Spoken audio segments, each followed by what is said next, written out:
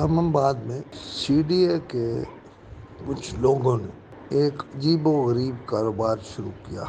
آپ اگر H9 قبرستان کے ساتھ انڈر پاس سے باہر نکلیں تو سامنے پاکستان پوسٹل سروسز کی بلڈنگ ہے۔ اس سے آگے اگر آپ پمس کی طرف چلیں تو بائیں طرف ایک وسیع و عریض قطعات زمین پر 4 ٹھیے، پنجابی میں یہی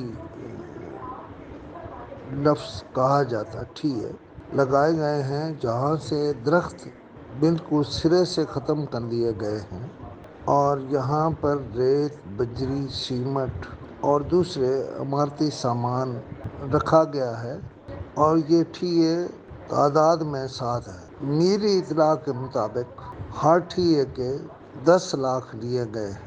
کس نے لیے ہیں یہ بھی وقت آنے پر نام لے لوں گا اور بتا دوں گا کہ یہ ہوا ہے، لیکن پہلے میں سی ڈی اے کے متعلقہ ڈائریکٹر اور ڈائریکٹر جنرل کو دعوت دیتا ہوں کہ وہ بیان کریں کہ انہوں نے کس قیمت پر یہ زمین کس قیمت پر اس زمین سے درخت اگوائے ہیں اور کس قیمت پر یہ ٹھیے لگوائے گئے، اور ان کی قانونی حیثیت کیا ہے۔ کیا اسلام آباد جو کبھی خوبصورت ہوتا تھا اور جس جگہ لکھا ہوا تھا اسلام آباد دا بیوٹیفل، وہاں سے بالکل قریب ہی یہ ٹھیے لگائے گئے اور اسلام آباد کی حیت و صورت بدل دی گئی ہے۔ فی الحال آپ یہ دیکھ لیں، آپ کو نظر آ رہے ہوں گے ویڈیو میں، وہ سارے ٹھیے، قبضے اور زمینیں۔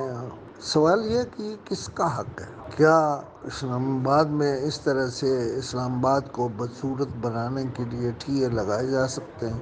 اور میرا سوال یہ بھی ہے کہ ڈی ایم اے کہاں ہے اور انفورسمنٹ کہاں ہے؟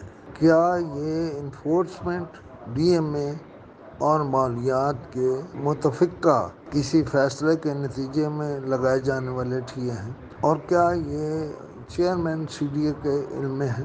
انشاءاللہ اگلی صورتحال بھی آپ کے سامنے رکھیں گے۔ اگر کوئی فریق اپنا موقف دینا چاہے تو وہ 0307 500 879 پہ اپنا موقف دے سکتا ہے۔ اپنے تعارف کے بعد یہاں وائس نوٹ بھی ریکارڈ کرا سکتا ہے، اس لیے کہ ہم کسی کے حمایتی ہیں نہ کسی کے مخالف، ہم تو صحیح صورتحال سامنے رکھنے پر یقین رکھتے ہیں۔ والسلام۔